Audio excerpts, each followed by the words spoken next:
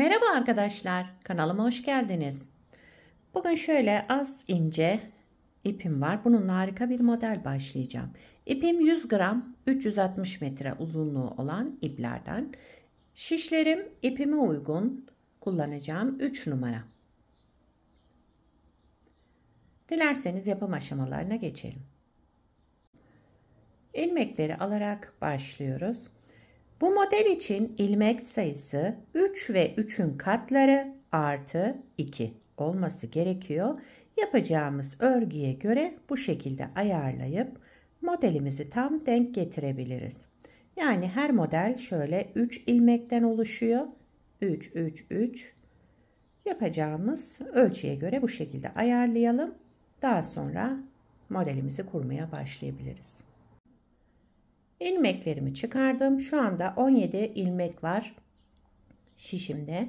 17 ilmekle modeli kurmaya başlayacağım. İlmekleri çıkardıktan sonra bir sıra ters ördüm. Örgümün arka yüzünde lastik yapmayacağım için bu işlemi yaptım. Şimdi ön yüzüne geçtim. Siz istediğiniz lastiğin üzerine başlayabilirsiniz. Modelimiz 4 sıradan oluşuyor. Birinci sıra ön yüzündeyim. Kenar ilmeğinden sonra bütün ilmeklerimi düz örüyorum. Birinci sıra ön yüzünde ilmeklerimizin tamamını düz örerek devam ediyoruz.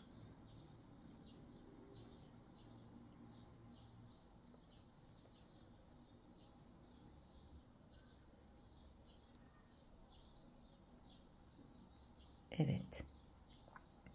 İkinci sıra arka yüzündeyim. Burada ilmeklerimin tamamını ters olarak örüyorum. Kenar ilmeğinden sonra ilmeklerimin tamamını ters örüyorum.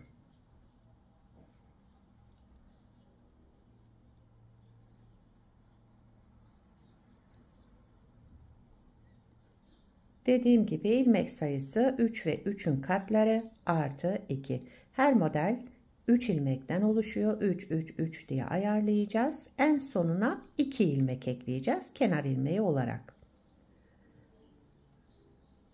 Evet. 3. sıra ön yüzüne geçtim. Şu şekilde. Kenar ilmeğinden sonra bir ilmek düz, bir ilmek artırma yaptım. Sıradaki 2 ilmeğimin ikisini bir alarak düz ördüm. Sola doğru kestim. Tekrar bir düz ilmek, bir artırma. Sıradaki 2 ilmeğimi de düz örerek sola doğru kestim.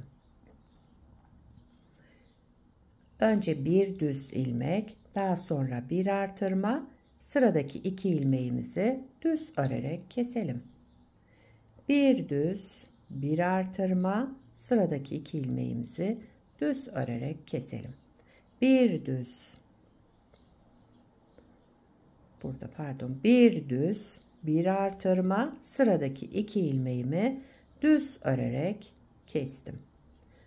Daha sonra kenar ilmeğimi de düz olarak ördüm. 3. sıra ön yüzünde bu işlemleri yaptık. 4. sıra arka yüzündeyim, son sıramız. Kenar ilmeğimi örmeden aldım. 3. sırada ne yaptıysak aynısını yapıyoruz. Bir düz ilmek, bir artırma, sıradaki bu 2 ilmeğimin ikisini bir alarak sola doğru kestim. Bir düz ilmek, bir artırma, sıradaki 2 ilmeğimi sola doğru kestim. Bir düz, bir artırma, sıradaki bu 2 ilmeğimi düz örerek sola doğru kestim. Aynı bu şekilde devam ediyorum sıra sonuna kadar.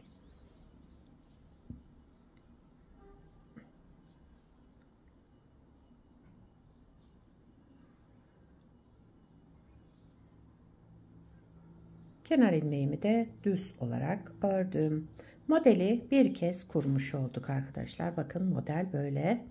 Tabi ilerleyince çıkacak. Her modelde olduğu gibi. İsterseniz bir kez daha kuralım modeli.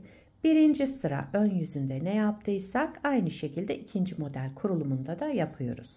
Modeli ikinci kez kuruyorum. Birinci sıra ön yüzündeyim. Burada yapacağım işlem bütün ilmeklerimi düz olarak örüyorum. Birinci sıra ön yüzünde ilmeklerimizin tamamını düz örerek devam ediyoruz.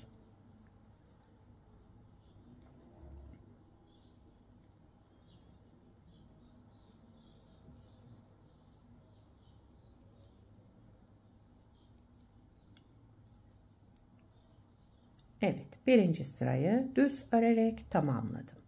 İkinci sıra arka yüzünde kenar ilmeğinden sonra ilmeklerimin tamamını ters örerek devam ediyorum.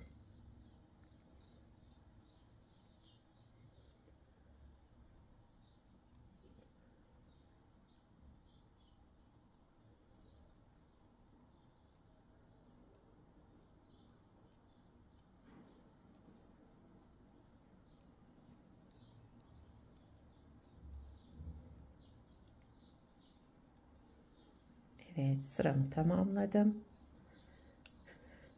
Üçüncü sıra ön yüzündeyim.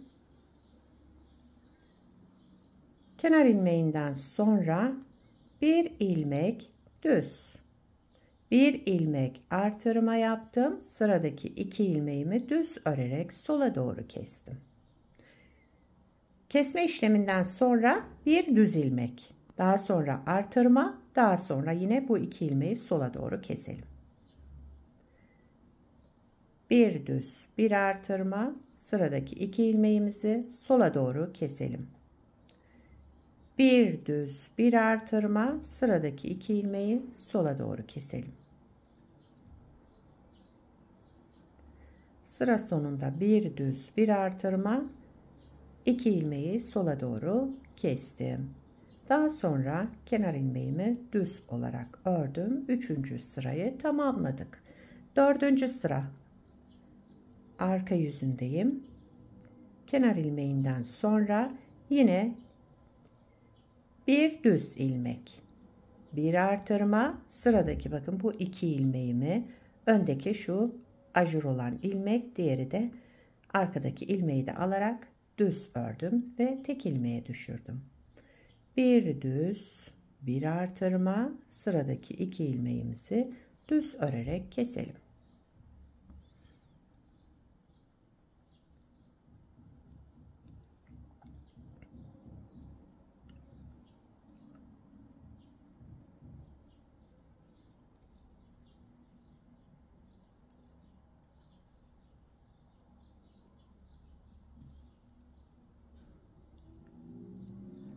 Kenar ilmeğimi de düz ördüm. Dördüncü sırayı tamamladım. Modeli iki kez kurmuş olduk. Bakın model böyle devam ediyor. Modelin ilerlemiş hali böyle. Bir parça da daha önce hazırladım. Bakın şöyle. Burada da yine lastik kullanmadım. Lastiksiz başladım örgüme.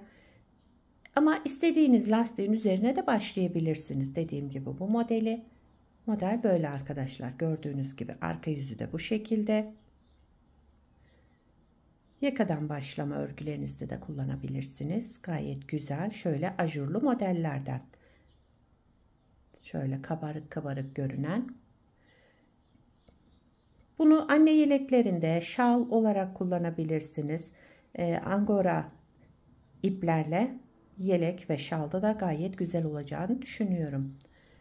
Diğer örgülerinizde de yapacağınız örgü projesine göre iplerinizi kullanabilirsiniz. Yazlık örgülerinizde de kullanabilirsiniz. Koton iplerle, merserize iplerle harika bir örgü modeli oluşur. Evet. Beni buraya kadar izlediyseniz bir beğeni yapmayı, yorum yapmayı, beni desteklemeyi unutmayın. Şimdiden hepinize teşekkürler. Yapacak olanlara kolay gelsin. Bir sonraki videoda görüşmek üzere. Hoşça kalın.